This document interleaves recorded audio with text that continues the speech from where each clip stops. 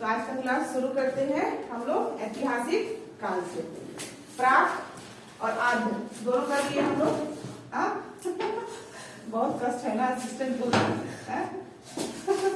ठीक है, हमने कौन कौन सा कंप्लीट कर लिए? प्राक कर लिए हो गया, और आद्य आद्य भी कर लिए, तो घटी कर लिए ना।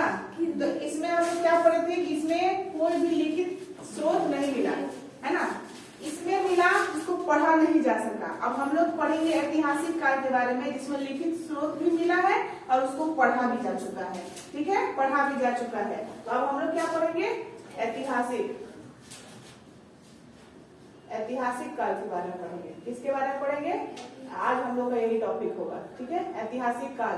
इसका लिखित स्रोत क्या हुआ है? मिला है, लिखित स्रोत मिला है और पढ़ा भी जा सकता है। ठीक है, पढ़ा भी गया है। इन दोनों का याद रखिएगा। कौन सा ऐसा काल है जिसके स्रोत जो है लिखित स्रोत नहीं मिले हैं? तो प्राग ऐतिहासिक काल। कौन सा ऐसा काल है जिसमें लिखित स्रोत तो मिले हैं लेकिन पढ़ा नहीं जा सका है? आद ऐतिहासिक काल। और ये हो गया ऐतिहासिक काल। हिस्टोरिक पीरियड इसको बोलते हैं इंग्लिश में। क्या बोलते हैं? Historic period, historical period. ठीक है, अब इसमें क्या होगा? हम लोग को मेनली ध्यान देना है कि सिक्कों पर बहुत ध्यान देना। सिक्का और अभिलेख बहुत जो है हमारे लिए इम्पोर्टेंट है, क्योंकि इसी के जरिए हमें जो भी लिखित स्रोत मिले हैं इन्हीं के जरिए मिले हैं। साहित्य भी मिला है हमें, ठीक है, सिक्का भी मिला है, अभिलेख भी मिला है, और विदेशी यात्रियों का विवरण भी मिला है। विदेशी यात्री यहाँ आते थे घूमने, है ना, और अपना जो देखते थे अपने एक्सपीरियंस के अकॉर्डिंग जो है वो उस चीज को लिखते थे कि हम यहाँ गए, हमें ऐसा कुछ मिला, यहाँ का शिक्षा प्रणाली दिखा, यहाँ पे राजनीति प्रणाली दिखा, इस तरीके से वो करते थे। ठीक है, तो इस कितने रूप में मिल रहा है हमें? एक तो सिक्कों के रूप में मिल रहा है हमें लिखित स्रोत, दूसरा अभिलेख के में मिल रहा है, तीसरा विदेशी यात्री के विवरण में मिल रहा है, और चौथा साहित्य में मिल रहा है। ठीक है, ये 4 प्रकार से हम लोग को मिल रहा है, याद रखिएगा। ठीक है, तो हम लोग क्या लिखेंगे? एक डाटा बनाएंगे। ऐसे करेंगे, ऐतिहासिक काल लिखेंगे, ठीक है, हिस्टोरिकल पीरियड लिखेंगे, और उसके बाद उसको 3 पार्ट में बांटेंगे। ठीक है, किस किस पार्ट में बांटेंगे? 3 पार्ट में। 3 पार्ट में हो जाएगा, ध्यान दीजिए, इसको 3 पार्ट में बांटना है। एक लिखेगा पुरातात्विक, तो पुरातात्विक में ही कौन कौन आ जाएगा? सिक्का और अभिलेख। कौन आ जाएगा? सिक्का और अभिलेख। क्लियर है? सिक्का और अभिलेख आ जाएगा। उसके बाद दूसरे नंबर पे विदेशी यात्रियों का विवरण हो जाएगा। विदेशी यात्री ऐसे लिख के छोड़ देंगे, विदेशी यात्री या विदेशी यात्रियों का के द्वारा लिखा गया पुस्तक, है ना, विदेशी यात्रियों के द्वारा लिखा गया पुस्तक। और 3rd नंबर में हम लोग क्या लिखेंगे अपना? एक मिनट, कोई बात नहीं। हेलो जी, गुड मॉर्निंग। हाँ, वो तो आप कहाँ से बोल रहे?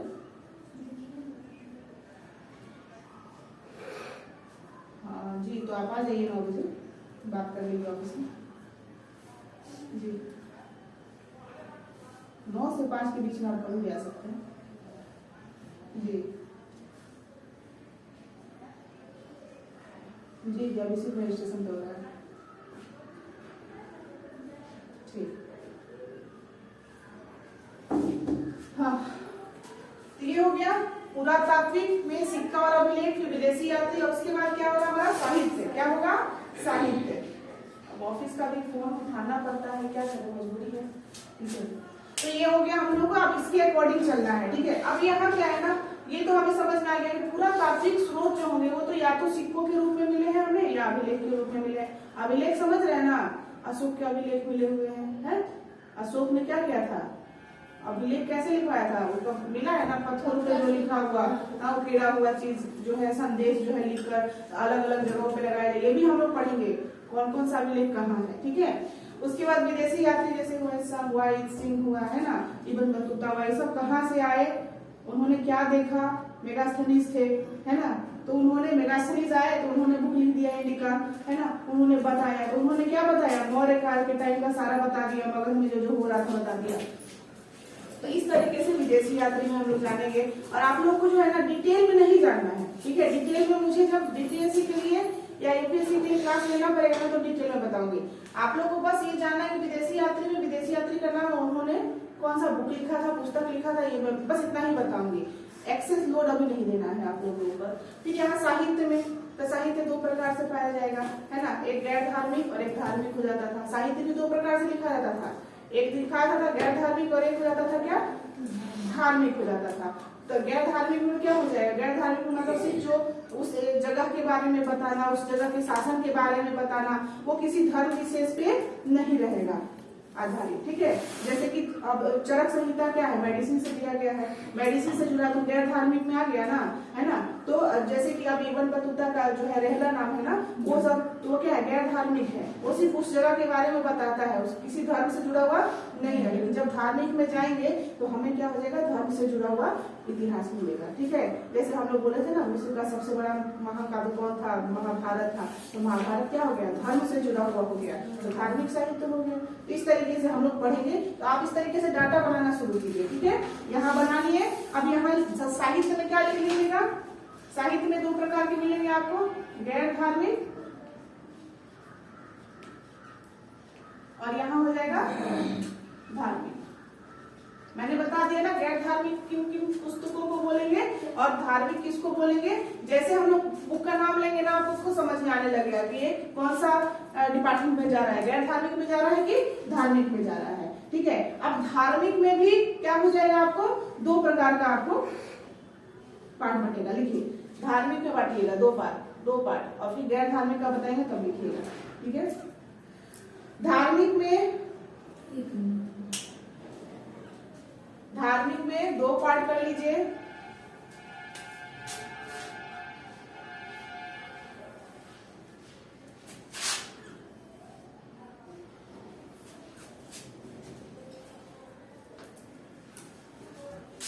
धार्मिक में दो हो जाएगा, ब्राह्मण और गैर ब्राह्मण। इसके अलावा आपको ज्यादा ध्यान नहीं देना है, ठीक है। ब्राह्मण ही क्यों लिखा गया है, क्योंकि सबसे पहले जो हो रहा है ना, जिस धर्म की बात हो रही है वो ब्राह्मण धर्म की बात हो रही है, मतलब पंडितों की बात हो रही है, पुरोहितों की बात हो रही है, ठीक है। इससे से जुड़ा हुआ जो है ना सारा साक्ष्य आपको मिलेगा स्रोत के रूप में, लिखित स्रोत के रूप में, वो भी किसमें, साहित्य में। तो एक हो जाएगा ब्राह्मण साहित्य और एक हो जाएगा गैर ब्राह्मण साहित्य। ब्राह्मण साहित्य में क्या क्या आ जाएगा, जो हमने कंप्लीट कर लिया है, वेद उपवेद कंप्लीट किया है ना, ये सारे किसमें आएंगे, आपको ब्राह्मण साहित्य में आएंगे, ठीक है। और जैन धर्म और बौद्ध धर्म जब हम लोग पढ़ेंगे तो वो आ जाएगा गैर ब्राह्मण में, क्लियर है। मतलब ब्राह्मण धर्म नहीं है, वो क्या है, दूसरे धर्म की बात होगी। तो हमने उसमें जैन धर्म और बौद्ध धर्म ऐसा ऑलरेडी हमने कंप्लीट कर रखा है, लेकिन फिर इस क्लास में भी रिपीट होगा, ठीक है। तो हमने इधर जो वेद उपवेद पुराण ये सब पढ़ा है, ये सब किसमें आ जाएगा, ब्राह्मण में आ जाएगा। तो लिख लीजिए ब्राह्मण में कौन कौन सा आएगा, तो वेद उपवेद वेदांत पुराण उपनिषद महाकाव्य ये सारे किसमें आ जाएंगे। हाँ, तो लिख लीजिए, ऐसे करके एरो करके ही लिखना है, ठीक है, एरो करके ही लिखना है। ब्राह्मण में मैं बोलते जा रही हूँ, आप उसको लिखिए, तो मैं लिख दूं। हाँ, तो लिखिए 6 पार्ट में बांटना है, ब्राह्मण को 6 पार्ट में बांटना है और उसमें लिखना है वेद उपवेद वेदांग पुराण उपनिषद और महाकाव्य। ऐसे हमने ये वाला पार्ट कर लिया है ना। ब्राह्मण वाला पार्ट ऑलरेडी हमने पहले कर लिया है, ऑफलाइन क्लास में किया था ना, ऑफलाइन क्लास में मैंने ब्राह्मण वाला पार्ट करवा दिया है पूरा। अब है गैर ब्राह्मण वाला पार्ट। तो गैर ब्राह्मण में क्या लिखेगा, जैन धर्म और बौद्ध धर्म, ठीक है। आगे भी हम लोग पढ़ेंगे इसमें, ठीक है, लेकिन मुख्यतः हम लोग जैन धर्म और बौद्ध धर्म को पढ़ते हैं। मुख्यतः इसमें रोल हम लोगों को सिख धर्म भी पढ़ना होगा, ठीक है, ये सब भी पढ़ना होगा, लेकिन मुख्यतः जैन धर्म और बौद्ध धर्म पढ़ना होगा। ये हो गया हमारा डाटा कंप्लीट, ठीक है, ये हो गया डाटा हम लोगों का कंप्लीट। इतना हम लोग को इस क्लास में कंप्लीट करना है, ठीक है, जिसमें से ये वाला पार्ट कंप्लीट पहले से ही है, ठीक है। नहीं होगा तो रिपीट कर देंगे, जो नहीं किए होंगे क्लास, क्योंकि इसका क्लास तो अपलोड होगा नहीं। दुर्गा जी उधर मत जाइए, हाँ इधर आ जाइए, इस पे बैठ जाइए, इस पे उधर मत जाइए, नहीं तो सारा क्लास स्टॉप करवा दीजिएगा। हाँ, दुर्गा जी बहुत खतरनाक है, बैठ जाइए। हाँ चलिए अब हम लोग हेडिंग डालेंगे, उस जगह को छोड़ देंगे, डाटा बनाने के बाद थोड़ा सा जगह छोड़ दीजिए और पहला हेडिंग या फिर पेज ही बदल दीजिए, पेज ही बदल दीजिए और लिखिए पहला हेडिंग सिक्का। क्या लिखिएगा? सिक्का, कॉइन्स, सिक्का, कॉइन्स। ठीक है, अब सबसे पहले सिक्का के बारे में अगर लिखना है हमें कि कौन सा सिक्का किस काल में मिला, किस प्रकार का मिला, मिट्टी का मिला कि धातु का मिला, तो मिट्टी का किस काल में बनाया जाता था, धातु का किस काल से प्राप्त हुआ है, ये सारा कुछ जानने से पहले इसके बारे में, सिक्का के बारे में पढ़े होंगे ना, है अध्ययन किए होंगे सिक्का के बारे में। तो सिक्कों के अध्ययन को क्या बोलते हैं? न्यूमिस्मैटिक्स। लिख लीजिए, सिक्कों के अध्ययन को न्यूमिस्मैटिक्स कहते हैं।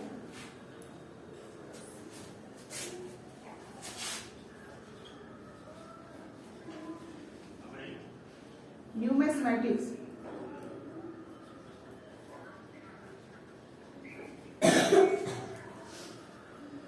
न्यूमिस्मैटिक्स कहते हैं। ठीक है,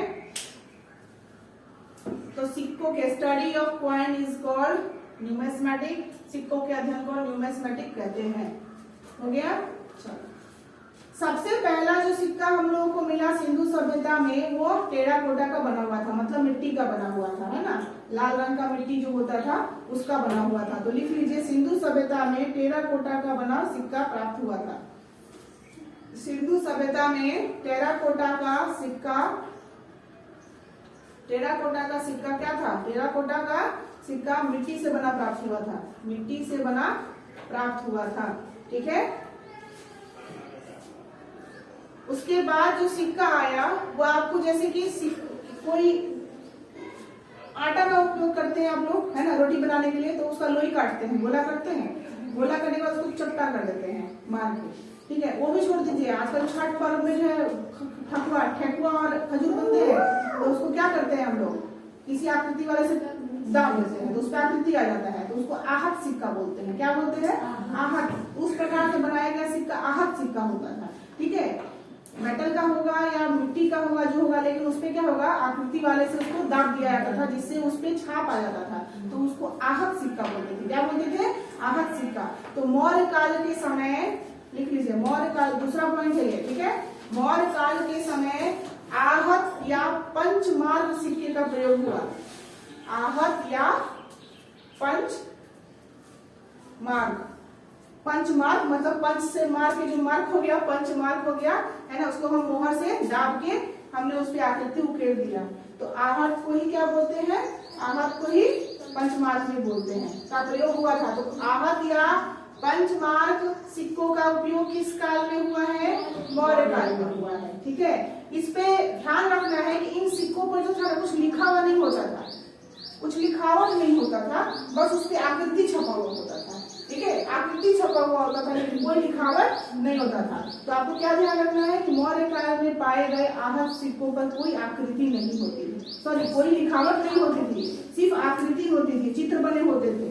ठीक है, तो सीधा कैसे लिखिएगा? आहत सिक्के जहां आपने लिखे हैं ना, आहत लिखे हैं, आहत, आहत सिक्के जहां पर है तो उसको क्या कीजिएगा, यहाँ पे ऐसे लिख लीजिएगा। क्या होता था इसमें? लिखावट नहीं होता था, लिख लीजिएगा लिखावट नहीं। ठीक है, और दूसरा पार्ट में क्या लिखिएगा? आकृति बनी होती थी, आकृति बनी होती थी। बस इतना ध्यान रखना है कि आकृति बनी होती थी, लिखावट नहीं होती थी। ठीक है, आकृति मतलब चित्र बने हुए होते थे। ठीक है, और यह क्या था? धातु का बना हुआ होता था। किसका बना हुआ होता था?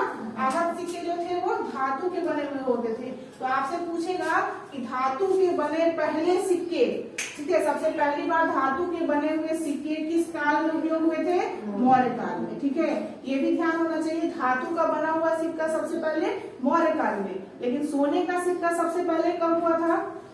किसने निकाला था भारत में? भारत में सोने का सिक्का, क्वेश्चन पूछता है कि भारत में सर्वप्रथम सोने का सिक्का किस वंश ने निकाला था? कुषाण वंश ने निकाला था। यूनानी शासक थे कुषाण वंश। ठीक है, और कुषाण वंश से जुड़ा हुआ प्रश्न क्या दे देगा कि इसका स्थापना किसने किया था? गुजुल कड़फिसस ने किया था। चंद्रगुप्त मौर्य दूसरे हो गए, मौर्य वंश का संस्थापक थे। कुषाण वंश के जो संस्थापक थे वो उनका नाम था कुजुल कड़फिसस।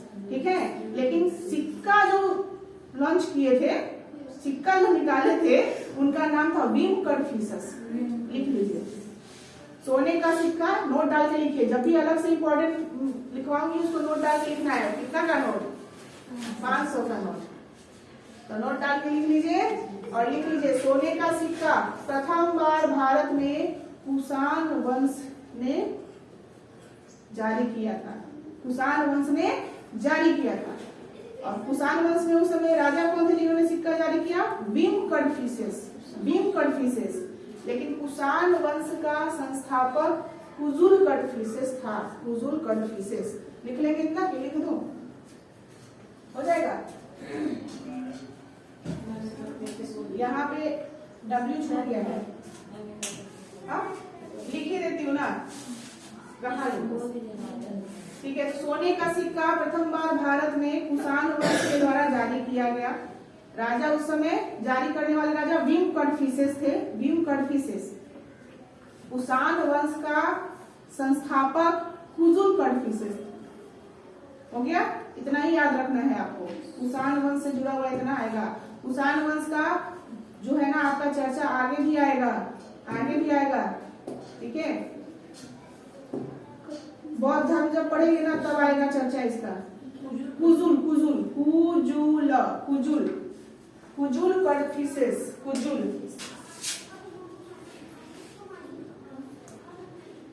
कुजुल कडफिसेस, ठीक है। कुजुल कडफिसेस ये संस्थापक थे किसके? कुषाण वंश के, ठीक है। यूनानी शासक थे ये लोग। ये लोग कहाँ के शासक थे? यूनानी शासक थे, ठीक है। अब आगे चलते हैं। आगे आपको मौर्य काल में एक सिक्का बहुत प्रचलित था, बहुत प्रमुख रूप से जो है उसका उपयोग किया जाता था और उसका जो है डिमांड बहुत ज्यादा था, सबसे अधिक पाया भी गया है। तो उसको लिखिएगा पर्ण चांदी के सिक्के। पर्ण चांदी के सिक्के थे। कौन सिक्का था? नाम था ऐसा, पर्ण, पर्ण, ठीक है। और ये पर्ण क्या था? चांदी का सिक्का था। चांदी का सिक्का किस काल में पाया गया है? मौर्य काल में पाया गया है। कहा? मौर्य काल में प्रसिद्ध, लिख लीजिएगा। मौर्य काल में क्या था? ये प्रसिद्ध था, ठीक है। तो आपको लिखना है पर्ण। पर्ण क्या है? चांदी का सिक्का है, मौर्य काल में प्रसिद्ध था ये, ठीक है। तो पर्ण चांदी के सिक्के थे और ये मौर्य काल में प्रसिद्ध थे, ठीक है। तो मौर्य काल में आपको दो प्रकार का सिक्का पाया जा रहा है, एक आहत सिक्का और एक पर्ण जो चांदी का था। इसका मतलब धातु का उपयोग मौर्य ने शुरू कर दिया तो धीरे धीरे करके सब सिक्के बनने शुरू हो गए। तो चांदी का भी पता चल गया हमें, ठीक है। चलिए, अब एक होता है शीशा का, शीशा का, शीशा का सिक्का। तो लिखिए, शीशा का सिक्का, शीशा का सिक्का, शीशा का सिक्का सातवाहन काल में प्रचलित था। सातवाहन काल में प्रचलित था, मतलब प्रसिद्ध था। दरोगा जी आप अकेले अकेले खा रहे हैं, गुड मॉर्निंग भी नहीं बोल रहे हैं आज। खा लीजिए, तब बोल दीजिएगा गुड मॉर्निंग, खा लीजिए। 3 साल का दरोगा कोई देखा होगा? याद करते रहो, ठीक है। सुन सुन के याद करते रहो एकदम। मम्मी से पहले याद कर लेना, ठीक है। हाँ ठीक है, बोल भी रही है। शीशा का सिक्का सातवाहन काल में प्रसिद्ध था, इसमें जारी हुआ था, ठीक है। अब ये आप लोगों को तो मैंने लिखवा दिया कि पहली बार सोने का सिक्का यूनानी शासक ने किया था। अब यूनानी शासक कौन थे? कुषाण वंश के राजा विम कडफिसेस थे। लेकिन संस्थापक कौन थे? कुजुल कडफिसेस। हमेशा आएगा, क्वेश्चन आएगा, याद रखिएगा, ठीक है। अब लेकिन आपसे बोला जाए, और ये एक चीज और लगा लीजिएगा, शुद्ध सोने का सिक्का लगाए थे, जारी किए थे। जो कुषाण वंश के शासक थे ना, उन्होंने शुद्ध सोने का सिक्का का निकाला था, शुद्ध सोने का, ठीक है। लिख लीजिएगा, शुद्ध सोने का सिक्का भी कुषाण शासकों द्वारा जारी किया गया था। शुद्ध सोने का सिक्का कुषाण शासकों द्वारा जारी किया गया था। लेकिन अगर आपसे पूछा जाएगा कि सोने का सिक्का तो कुषाण वंश ने जारी किया, शुद्ध सोने का सिक्का, लेकिन सबसे ज्यादा सोने का सिक्का किसने किया था? ठीक है, तो सबसे ज्यादा सर्वाधिक मात्रा में सबसे अधिक अशुद्ध सोने का सिक्का, अशुद्ध सोने मतलब मिलावट किया हुआ सोना, ठीक है। अशुद्ध सोने का सिक्का गुप्त काल में प्रयोग हुआ। किस काल में प्रयोग हुआ? गुप्त काल में। गुप्त काल में प्रयोग हुआ। और इस समय राजा कौन थे? स्कंदगुप्त थे। कौन थे राजा? स्कंदगुप्त। लिख लीजिएगा। तो स्कंदगुप्त के द्वारा सबसे अधिक सोने का सिक्का जारी किया गया था, सबसे अधिक। ठीक है, लेकिन ये कैसा सोने का सिक्का था? अशुद्ध था। शुद्ध में अगर बोलेगा तो कुषाण शासक, और अशुद्ध बोलेगा तो गुप्त शासक। तो गुप्त में भी कौन? स्कंदगुप्त। ठीक है, इसी काल के एक राजा हुए जिनका नाम था चंद्रगुप्त द्वितीय। विक्रमादित्य भी बोलते थे उनको। ठीक है, क्या बोलते थे? चंद्रगुप्त द्वितीय, विक्रमादित्य। उन्होंने भी क्या किया? सिक्का जारी करना शुरू किया। उन्होंने कहा कि स्कंदगुप्त ने सोने का सिक्का किया तो मैं भी करूंगा। उन्होंने सबसे ज्यादा जो है क्या किया? चांदी का सिक्का जारी कर दिया। लिख लीजिए, चांदी का सिक्का गुप्त काल में, चांदी का सिक्का गुप्त काल में चंद्रगुप्त द्वितीय, Vikramaditya, Chandragupta second, Roman number में सेकंड लिखते हैं, पता है ना? हाँ, विक्रमादित्य, विक्रमादित्य नाम याद रखिएगा। विक्रमादित्य के समय प्रचलित हुआ। ठीक है, के समय बहुत प्रसिद्ध हुआ।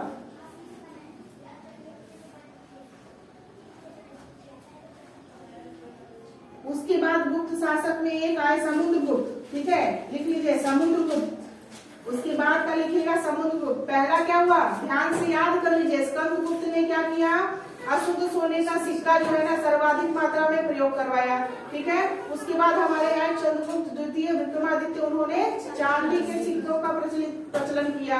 उसके बाद आ रहे हैं समुद्रगुप्त। समुद्रगुप्त को जानते हैं ना, भारत का नेपोलियन कहते हैं, याद रखिएगा। ठीक है, एक प्रश्न भी आया हुआ था कि भारत का नेपोलियन समुद्रगुप्त को क्यों कहते हैं, बताइए। ठीक है, तो लिख लीजिए, समुद्रगुप्त ने क्या किया? मयूर शैली का सिक्का जो है का प्रयोग किया। मयूर शैली का सिक्का, मयूर शैली का सिक्का जो है समुद्रगुप्त ने प्रयोग में लाया। ठीक है, और ध्यान रखिएगा कि गुप्त काल में सबसे ज्यादा उपयोग किए जाने वाला सिक्का मयूर शैली का सिक्का था। तो लिख लीजिए, मयूर शैली का सिक्का गुप्त काल का सर्वाधिक उपयोग में लाए जाने वाला सिक्का है। सर्वाधिक उपयोग में लाए जाने वाला सिक्का है।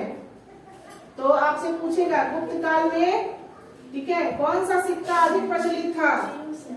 मयूर शैली का सिक्का। तो गुप्त काल में मयूर शैली का सिक्का सर्वाधिक प्रयोग में लाया गया। ठीक है, आप अपना देखिए, मेरा बस सुनिए, सेंटेंस अपना खुद लिख सकते हैं। ठीक है, खुद बस उसको समझ लीजिए क्या बोला जा रहा है। क्लियर है? चलिए, अब मयूर शैली को जब समुद्रगुप्त ला दिए तो ये तीन राजा का नाम याद कर लीजिए आप लोग, बिल्कुल एकदम याद होना चाहिए कि स्कंदगुप्त ने क्या किया? अशुद्ध सोने का सिक्का प्रचलित किया, जारी किया। उसके बाद चंद्रगुप्त द्वितीय, विक्रमादित्य ने क्या किया? चांदी का सिक्का। लेकिन मयूर शैली का सिक्का समुद्रगुप्त ने प्रयोग में लाया और सर्वाधिक उपयोग किया गया। गुप्त काल में सबसे ज्यादा उपयोग किया गया कौन सा सिक्का? मयूर शैली का सिक्का। ठीक है, एक और जो है आप सुनते होंगे ना कि कोई चीज अगर बेकार हो जाता है तो बोलते हैं तो कौड़ी के भाव में भी नहीं बिकेगा, मतलब कौड़ी का कोई कीमत नहीं है ना, कौड़ी के भाव में भी नहीं बिकेगा, मतलब फ्री में भी कोई नहीं लेगा। कौड़ी का उपयोग शुरू गुप्त काल में ही हुआ था। कौड़ी, कौड़ी का प्रयोग भी कब शुरू हुआ था? गुप्त काल में ही हुआ था। कश्यप सबको सुन लेगा, बिल्कुल आवाज नहीं कीजिए, नहीं तो सब आपको दरोगा बनने नहीं देगा। बैठ जाइए। ठीक है, हो गया। तो कौड़ी का प्रयोग भी किस काल में हुआ है? गुप्त काल में। चार चीज हो गया आप लोग को याद करने का। क्या हो गया? सोने का सिक्का, चांदी का सिक्का, मयूर शैली का सिक्का और कौड़ी। ठीक है, कौड़ी, कौड़ी देखिए ना शंख जैसा होता है, उजला उजला छोटा छोटा है ना, तो कौड़ी उसको कहते हैं। तो पहले उससे भी व्यापार करता था लोग, कौड़ी से भी। अब तो कौड़ी का कोई भाव नहीं है। ठीक है, तो कौड़ी का उपयोग हुआ। अब एक बहुत ही इंटरेस्टिंग सिक्का है जो बहुत ही इंटरेस्टिंग है और इंटरेस्टिंग बन के रह गया, चमड़े का सिक्का। लिखो, चमड़े का सिक्का। सोचिए कोई पागल ही होगा ना जो चमड़े का सिक्का करेगा, चमड़े का कहीं सिक्का बनेगा। लेकिन था एक पागल शासक जिसने चमड़े का सिक्का बनाया था। ठीक है, प्रचलित करवाया था। उसका नाम था, ऐसे तो सिहाबुद्दीन लिख रहा है, सिहाबुद्दीन शुरू किया था, लेकिन नाम मुझे कंफर्म करने की जरूरत है। लिख लीजिए, चमड़े का सिक्का।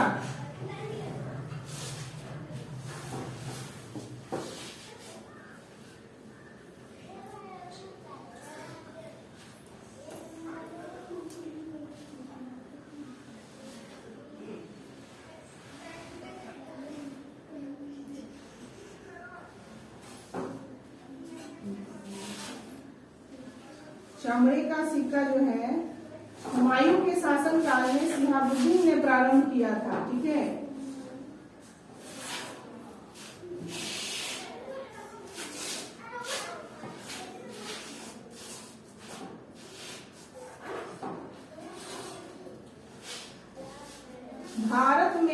भारत में लिख लीजिए उसको ठीक है। भारत में चमड़े का सिक्का मोहम्मद बिन तुगलक ने शुरू किया था।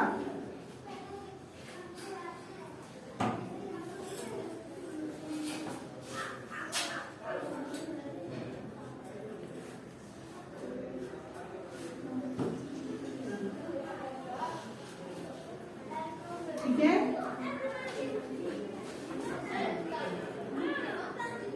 थोड़ा जहाँ डाउट होता है मुझे पता चल जाता है कहाँ गलती है। ठीक है, प्रारंभ किया था। अब चलिए, अब हम लोग के लिए सिक्का में जानना क्या है। अभी हम लोग कौन सा सिक्का, रुपए का सिक्का यूज कर रहे हैं ना, तो हमारे लिए जानना जरूरी है कि इस रुपए वाला सिक्का को किसने लाया था। इतना तो हम लोग जान गए कि शीशा का, मिट्टी का, धातु का पूरा बराबर मिल रहा है। हमारा जो रुपया है उस सिक्के को कौन लेकर आया था। तो रुपए का सिक्का शेरशाह सूरी लेकर आए थे। कौन लेकर आए थे? शेरशाह सूरी। आपको पता है शेरशाह सूरी के बारे में? मैंने वहाँ म्यूजियम वहाँ दिखाया था, बिहार म्यूजियम में शेरशाह सूरी के बारे में पूरा है ना दिखाया था। तो शेरशाह सूरी के नाम से क्या है, ग्रांड ट्रंक रोड भी बना हुआ है, जीटी रोड है हाँ, जो कहाँ से कोलकाता से लेकर कहाँ तक जा रहा है, पेशावर तक जा रहा है पाकिस्तान के। ठीक है, वहां तक जा रहा है, तो इसलिए ध्यान रखिएगा कितना लंबा सड़क बना हुआ है। ठीक है, तो लिख लीजिए रुपए का प्रारंभ जो था, रुपए का प्रारंभ शेरशाह सूरी ने किया था। ठीक है, एक सिक्का आया था दाम सिक्का। ठीक है, दाम का जो शुरुआत था वो भी शेरशाह सूरी ने किया था। तो लिख लीजिए दाम का प्रारंभ शेरशाह सूरी ने ही किया था। दाम, जिसका डायलॉग भी बना हुआ है ना, दमरी बोलते हैं, दमरी है, दमरी निकालो मतलब दाम निकालो है ना। तो दाम का प्रारंभ भी शेरशाह सूरी ने किया था।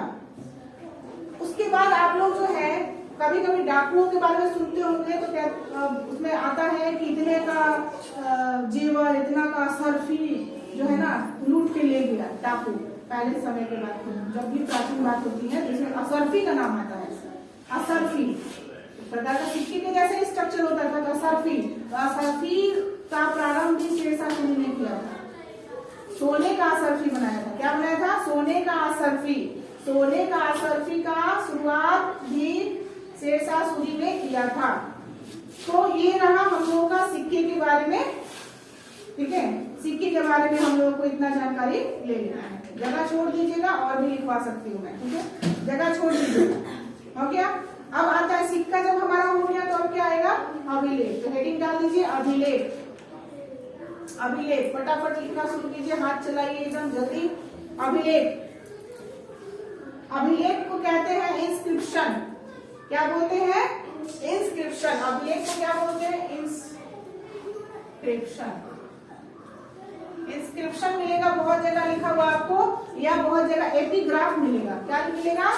एपिग्राफ। एपिग्राफ, ये दोनों नाम में से कोई नाम आपको मिल सकता है। ठीक है, इंस्क्रिप्शन या एपिग्राफ मिला। ठीक है, भारत में भी हम लोग जानेंगे कहाँ कहाँ अभिलेख मिले। आखिरकार अभिलेख होता क्या है, इंस्क्रिप्शन होता क्या है? तो आपने क्या किया, एक पत्थर का टुकड़ा लिया, उस पे जो है ना खोद के आकृति बनाना शुरू किया। पेड़ पे वो वही करना कोशिश करते हैं आजकल जो है ना। अब यार है सीजन आ रहा है ना, कब से है? वैलेंटाइन डे 14 तारीख से होता है। 14 तारीख से शुरू हो जाता है। 14 तारीख अच्छा खत्म होता है 14 तारीख को। तो शुरू कब होता है? ये नवरात्रा का सीजन है क्या, जो चलेगा? आज से मैम, आज से ही है। आज से है। आज कौन सा डेट है? इतना दिन चलता है? कितने दिन तक? स्लैब डे 20 को रहता है। ब्रेकअप डे 20 को रहता है, खत्म। चलिए बहुत अच्छा है, जानकर पता अच्छा लगा कि आप लोग इतना जानकारी है। आज से मेरी लाया तो पहले तो आगे पहले। चलिए अच्छा है, मतलब इसलिए याद दिला दूंगी इसका कि लोग क्या करते हैं, पेड़ पे जाके दिल बना देंगे, खोद के नाम लिख देंगे, है ना। तो हम लोग बहुत साल बाद जब कुछ बच्चे बड़े होंगे और देखने जाएंगे तो बोलेंगे अभिलेख है, हमारे दादा परदादा या दादी का जो लव लेटर है यहाँ पे पढ़ा हुआ, नाम लिखा हुआ इनका, है ना। हाँ, तो वो लोग भी अभिलेख तैयार कर रहे हैं, लोग समझ नहीं रहे हैं, वो लोग अभिलेख तैयार कर रहे हैं। हाँ, पहले पत्थर पे होता था, पेड़ पे होता है, ठीक है। अब अलग बात है, पेड़ कर दिया तो अभिलेख बचेगा ही नहीं, ठीक है। तो वो जो खोद की आकृति बनाया जाता है उसी को अभिलेख कहते हैं। तो पत्थरों पर खोद कर बनाए जाने वाले आकृति को हम क्या बोलते थे? अभिलेख। उसी का हम लोग वहाँ उस समय क्या थे, लिपि में लिखा जाता था, खोद के लिखवाया जाता था, पत्थर पे खोद के लिखवाया जाता था, ठीक है। तो पत्थरों को खोद कर लिखना ही अभिलेख कहलाता है, ठीक है। पत्थरों को खोद कर लिखना ही क्या कहलाता है? अभिलेख कहलाता है। और अगर उस बड़ा पत्थर पे खोद के लिख दिए तो अभिलेख हो गया, और छोटा पत्थर पे लिखे तो क्या हो जाएगा? शिलालेख हो जाएगा, शिलालेख हो जाएगा, ठीक है। बड़ा पत्थर पे लिखे तो क्या हो गया? अभिलेख हो गया। छोटा पत्थर पे लिखे तो शिलालेख हो गया। तो उसको भी लिख लीजिए, छोटे पत्थरों पर लिखना जो है शिलालेख कहलाता है, ठीक है। तीसरा आता है आपको स्तंभ लेख। स्तंभ की तरह ऊंचा रहेगा, खंभा की तरह, स्तंभ की तरह, और उस पे अभिलेख उस पे लिखा रहेगा, ठीक है। तो स्तंभ लिख लीजिए, स्तंभ के समान ऊंचे पत्थरों पर लिखना क्या कहलाता है? स्तंभ लेख कहलाता है। स्तंभ के समान ऊंचे पत्थरों पर लिखना, स्तंभ के समान ऊंचे पत्थरों पर लिखना स्तंभ लेख कहलाता है। अब चलिए, अब ये अभिलेख हुआ। हमने पढ़ा कि सिक्कों के अध्ययन को क्या बोलते हैं? तो क्या बोलते हैं? न्यूमिस्मेटिक बोलते हैं ना। उसी तरीके से अभिलेख के बारे में भी स्टडी किया गया होगा, पहले पढ़ा गया होगा, है ना। तभी तो उसके बारे में जानकारी प्राप्त हुई, तभी तो हम लोग उसको पढ़ने में सक्षम हुए, है ना। तो इसके अध्ययन को क्या बोलेंगे? इसके अध्ययन को एपिग्राफी बोलेंगे। क्या बोलेंगे? एपिग्राफी। तो लिखेंगे अब अभिलेखों के अध्ययन को एपिग्राफी कहते हैं। अभिलेखों के अध्ययन को एपिग्राफी कहते हैं। यहाँ पे एपिग्राफ लिखा हुआ है, एपिग्राफ तो पाई लगा दीजिएगा, एपिग्राफी हो जाएगा, ठीक है। तो क्या कहते हैं? अभिलेखों के अध्ययन को एपिग्राफी कहते हैं। अब हम लोग को वहाँ 4-5 लाइन छोड़ दीजिए और उसके बाद लिखिए प्रमुख अभिलेख। प्रमुख अभिलेख में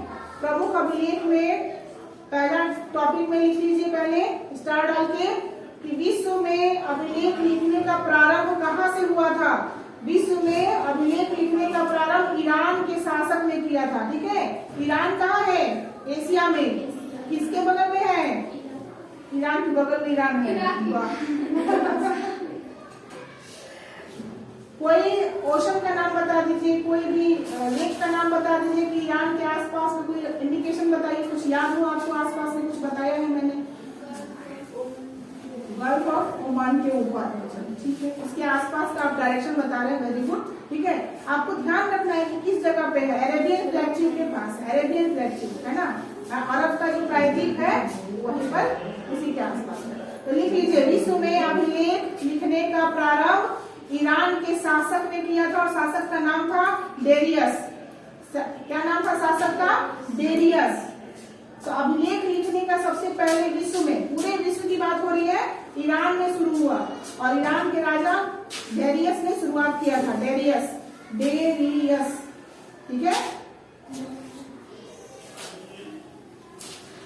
तो इनके द्वारा लिखा गया अभिलेख, पहला अभिलेख जो डेरियस ने अभिलेख लिखवाया, तो पहला अभिलेख कहाँ पाया गया? बोगज में। बोगज गोई कहते हैं उसको, ऐसे बोगज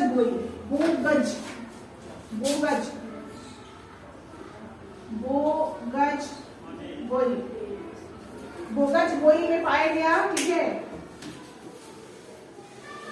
अब बोगज गोई कहाँ है? तुर्की में है। कहाँ है? तुर्की में। इसका मतलब क्या हो गया? तुर्की, या उसको बोलेंगे एशिया माइनर, ठीक है। तुर्की या एशिया माइनर में पाया गया। तो पहला अभिलेख जो था वो डेरियस ने लिखा था, ईरान का राजा था, और कहाँ पाया गया है? बोगज गोई में, जो कि तुर्की या क्या है, एशिया माइनर में पाया जाता है, ठीक है। लिख लिए। अब पहला अभिलेख लिखिए, पहला अभिलेख, जगह छोड़िए, पहला अभिलेख लिखिए, हाथी गुफा अभिलेख। हाथी गुफा कहते हैं उसको, हाथी गुफा अभिलेख। कहाँ पाया गया है? अब भारत की बात हो रही है, ठीक है, भारत की बात हो रही है। तो भारत में हाथी गुफा अभिलेख प्राप्त किया गया है उड़ीसा में। कहा? उड़ीसा में। इसे कलिंग राजा खाड़वेल ने लिखा था। हाथी गुफा अभिलेख जो उड़ीसा में मिला है, लिख लिए हेडिंग में, जैसे देश और राजधानी लिखते थे वैसे लिख लीजिए, हाथी गुफा उड़ीसा। कहाँ मिला है? हाथी गुफा उड़ीसा। और इसको लिख लीजिए, इसमें स्टार डाल के लिखिए कि इसको लिखने वाले राजा कौन थे? खाड़वेल थे, कलिंग के राजा खाड़वेल। इसे कलिंग राजा खाड़वेल ने लिखा, ठीक है, खाड़वेल ने लिखा। अब कलिंग के राजा थे खाड़वेल, उन्होंने अगर लिखवाया है तो कलिंग में युद्ध जो हुआ था उसका चर्चा किए थे, ठीक है। तो दूसरा स्टार लिखिए कलिंग, इसमें क्या लिखा हुआ है? इसमें कलिंग युद्ध की चर्चा की गई है, या लिख लीजिए कलिंग युद्ध की चर्चा है, ठीक है, इसमें कलिंग युद्ध की चर्चा है।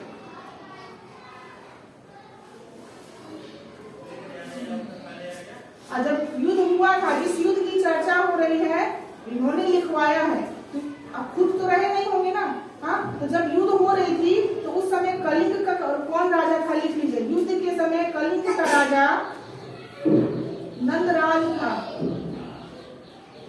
नंदराज था। युद्ध के समय कलिंग का राजा कौन था? नंदराज था, है ना। ब्रैकेट में लिख लीजिएगा, गंग वंश के थे। किस वंश के थे?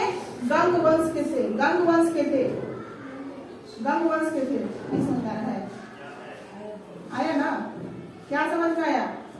अभिलेख खाड़वेल ने करवाया था, कलिंग का राजा जो था खाड़वेल, उसने लिखवाया था। लेकिन जिस युद्ध की चर्चा उसने करवाई थी उस अभिलेख में, उस समय राजा कौन थे? नंदराज थे। और वंश कौन था? गंग वंश का राजा, ठीक है। चलिए जगह छोड़ के दूसरा लिखिए। दूसरा अभिलेख है एहोर अभिलेख, एहोर अभिलेख, एहोर, एहोर, एहोर अभिलेख। दूसरा हो गया एहोर अभिलेख, राजस्थान में पाया गया है। कहाँ पाया गया है? राजस्थान में पाया गया। तो लिख लीजिएगा एहोर अभिलेख, लिख के ब्रैकेट में राजस्थान, ठीक है। इसको लिखवाने वाला, इस पे इसकी चर्चा थी, ये क्वेश्चन पूछा गया है, आया हुआ प्रश्न है, इसलिए स्टार लगा के एकदम डबल स्टार लगा के लिखिएगा। ये हो सकता है तो पूछ ले। पुलकेशिन II ने हर्षवर्धन पर विजय की चर्चा की है।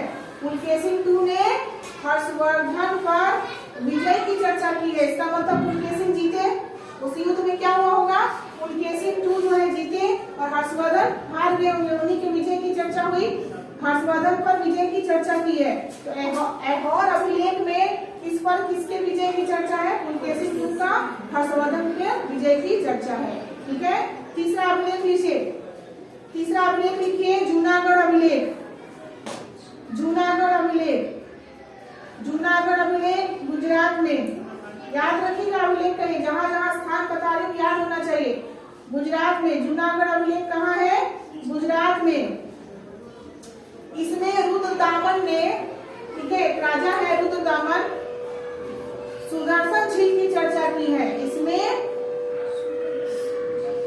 रुद्रदामन ने सुदर्शन झील, ये सुदर्शन झील है मैन-मेड झील है, मानव निर्मित झील है, पता है ना, ठीक है। तो रुद्रदामन ने सुदर्शन झील की चर्चा की है, ठीक है। अब यहाँ पूछ सकता है सुदर्शन झील किसने बनवाया था? चंद्रगुप्त मौर्य ने बनवाया था। बनवाया था किसने? चंद्रगुप्त मौर्य ने। चर्चा किया है रुद्रदामन ने, ठीक है। रुद्रदामन ने चर्चा किया है सुदर्शन झील का, लेकिन सुदर्शन झील बनवाया किसने था? चंद्रगुप्त मौर्य ने बनवाया था, ठीक है। इसको मानव निर्मित झील कहते हैं। क्या बोलते हैं? मानव निर्मित झील। सुदर्शन झील प्राकृतिक झील नहीं है, मानव निर्मित झील है। हो गया। 4 नंबर में लिखिए, 4 नंबर में लिखिए प्रयाग अभिलेख, प्रयाग अभिलेख, प्रयाग अभिलेख, जिसको हम लोग प्रयाग प्रशस्ति भी बोलते हैं। प्रयाग अभिलेख इलाहाबाद में पाया गया है। इलाहाबाद कहाँ है? हाँ, अब नाम से आप लोग नहीं बताए तो बहुत कुटाई होगा। जब नाम बोल रहे हैं प्रयाग अभिलेख, तो प्रयाग कहाँ है? इलाहाबाद को ही तो बोला गया है ना। हाँ, चलिए इलाहाबाद कहाँ हो गया? यूपी में। हाँ, चलिए इलाहाबाद नहीं ना पहुंच गए थे। इलाहाबाद ही कहलाता था, अब नाम क्या हो गया है, प्रयागराज हो गया है। ठीक है, प्रयाग अभिलेख मिला इलाहाबाद में, जिसको लिख लीजिए प्रयागराज। ठीक है, इसमें समुद्रगुप्त ने अपने विजय अभियान की चर्चा की है। इसमें समुद्रगुप्त ने अपने विजय अभियान की चर्चा की है। समुद्रगुप्त ने चर्चा किया है। यह अभिलेख जो है वो किसने लिखवाया है, समुद्रगुप्त ने अपने ही विजय का चर्चा किया है। ठीक है, इस अभिलेख में समुद्रगुप्त ने अपने ही विजय की चर्चा की है। ठीक है, खुद के विजय की चर्चा की है। और एक आप लिख लीजिए स्तंभ लेख। स्तंभ लेख नहीं, नोट डाल के लिखिएगा, स्तंभ लेख, जिसको पिलर या एडिक्ट्स बोलते हैं। स्तंभ लेख को क्या बोलते हैं, स्तंभ लेख को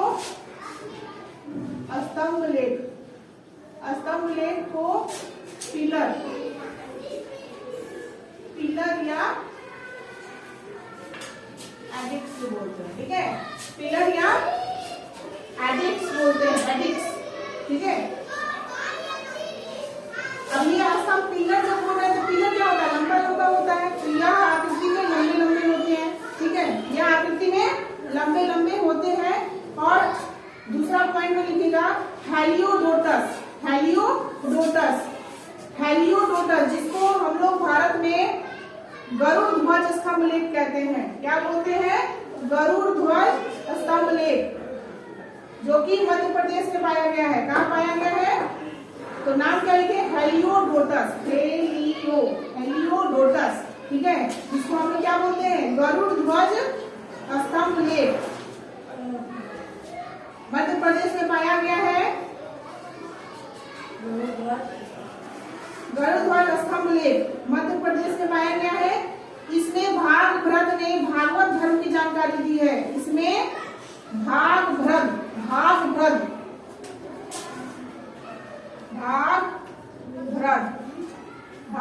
ने भागवत धर्म की जानकारी दी है। किसकी धर्म की, भागवत धर्म की जानकारी दी है। भागवत धर्म की। ठीक है, तो हमारा सिक्का और अभिलेख कंप्लीट हो गया। ठीक है, हमारा कल का क्लास किस पे होगा, विदेशी यात्री और साहित्य पे होगा। ठीक है, तो आज का क्लास यही पे समाप्त होता है। Thank you.